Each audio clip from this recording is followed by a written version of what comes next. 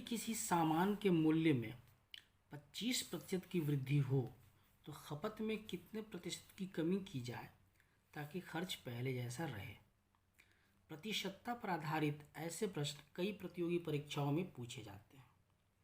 इस video session में हम ऐसे प्रश्नों को अत्यंत आसान विधि से हल करना सीखेंगे, या यूँ कहें कि शॉर्टकट विधि से हल करना सीखेंगे। इस सवाल को हल करने से पहले इसे हम जनरल फॉर्म में देखते हैं।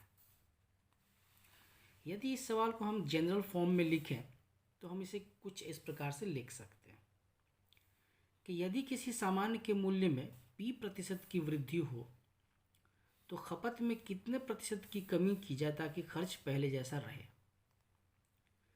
मूल्य में P% की वृद्धि हो रही है तो सवाल यह है कि खपत में कितने प्रतिशत की कमी की जाए ताकि खपत में प्रतिशत कमी बराबर P भागा 100 जोड़ P गुना 100।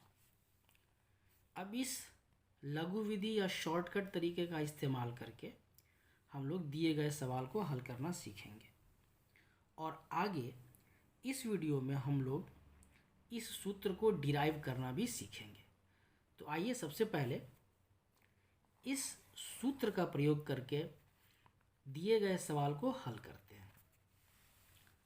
सवाल है, यदि किसी सामान के मूल्य में 25% की वृद्धि हो तो खपत में कितने प्रतिशत की कमी की जाए ताकि खर्च पहले जैसा रहे। तो जैसा कि हमने सूत्र में देखा था कि खपत में कमी हो जाएगी प्रतिशत कमी P divided by 100 plus P into 100। इस सवाल में P के स्थान पर 25 है, तो यहाँ P को हम सब्स्टिट्यूट करेंगे 25 से। यह वैल्यू हो जाएगी 25 डिवाइडेड बाय 100 प्लस 25 गुना 100। इसे हल करने पे इसकी वैल्यू आएगी 25 डिवाइडेड बाय 125 इंटू 100। ये 15, ये 5 से 20, तो इसकी वैल्यू आ गई 20%। तो इस सवाल का उत्तर होगा 20%। खपत में 20% की कमी करने पर खर्च पहले जैसा ही रहेगा।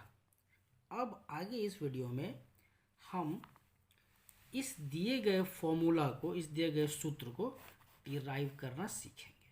आइए चलते हैं डेरिवेशन की ओर।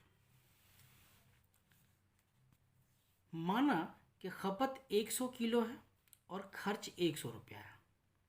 अब मूल्य में यदि P% की वृद्धि होती है तो P% की वृद्धि होने पर जो खर्च है वह हो जाएगा 100 प्लस P इंटू 100/100, जो कि फाइनली आएगा हमारा 100 प्लस P रुपये। खर्च में P% की वृद्धि होने पर जो नया खर्च है वह हो जाएगा 100 जोड़ P रुपये। लेकिन चूँकि हम चाहते हैं कि खर्च में किसी प्रकार की कोई वृद्धि ना हो, तो चूँकि खर्च में किसी प्रकार की कोई वृद्धि ना हो, इसके लिए खपत में कमी करनी होगी। खपत में कमी करने का अर्थ यह है कि पहले जितना हम 100 रुपये में सामान खरीदते थे, अब इस बढ़े हुए मूल्य के बाद भी 100 रुपये में जितना सामान आ सकता है हम उतना ही सामान खरीदेंगे। तो अब नया जो खपत होगा वह हो जाएगा 100 divided by 100 plus P into 100 kg। नया मूल्य हो जाएगा वह हो जाएगा 100 जोड़ P रुपये। लेकिन यहाँ हम यह चाहते हैं कि हमारा जो खर्च पहले जितना था, खर्च हमारा उतना ही रहे। तो जाहिर सी बात है कि यदि खर्च हम पहले जैसा ही चाहते हैं तो खपत में हमें कमी करनी होगी। खपत में कमी करने का मतलब यह है कि अब 100 जोड़ P रुपये में हमें 100 किलो सामान खरीदना पड़ेगा। लेकिन हम चूँकि 100 रुपये ही खर्च कर सकते हैं तो हमें यह देखना पड़ेगा कि 100 रुपये में हम कितना सामान खरीद सकते हैं। तो 100 रुपये में अब नए मूल्य पर हम इतना सामान खरीद सकते हैं, 100 बट्टा 100 जोड़ P गुना 100 kg। तो खपत में कमी कितनी हो जाएगी? पहले खपत थी 100 किलो की, अब खपत हो गई इतने किलो की, तो कमी हो जाएगी 100 माइनस 100 बट्टा 100 जोड़ पी इंटू 100 kg। फाइनली जब आप इसे सोल्व करेंगे तो इसकी वैल्यू आएगी 100 into P divided by 100 plus P.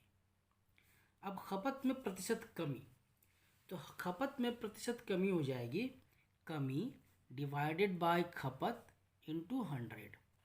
कमी है 100 into P divided by 100 plus P.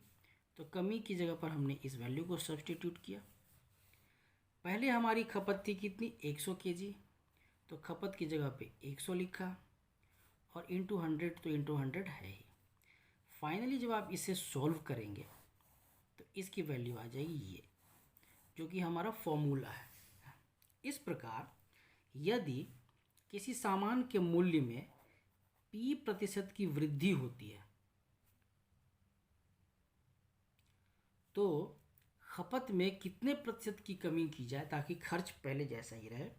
तो इसकी वैल्यू आ जाएगी P बट्टा 100 जोड़ P इंटू 100%। तो इस प्रकार से हमने इस फॉर्मूला को डिराइव करना भी सीखा। आइए अब इसी पर आधारित एक और प्रश्न हल करते हैं। हमारा अगला प्रश्न है, यदि मूल्य में 10% की वृद्धि हो तो खपत में कितने प्रतिशत की कमी की जाए ताकि खर्च पूर्ववत रहे? तो इस सूत्र का प्रयोग करके बड़ी आसानी से हम इस सवाल को हल कर सकते हैं। इसका सॉल्यूशन होगा खपत में प्रतिशत कमी equal to 10 divided by 100 plus 10 गुना 100। इसे हम हल कर लेते हैं।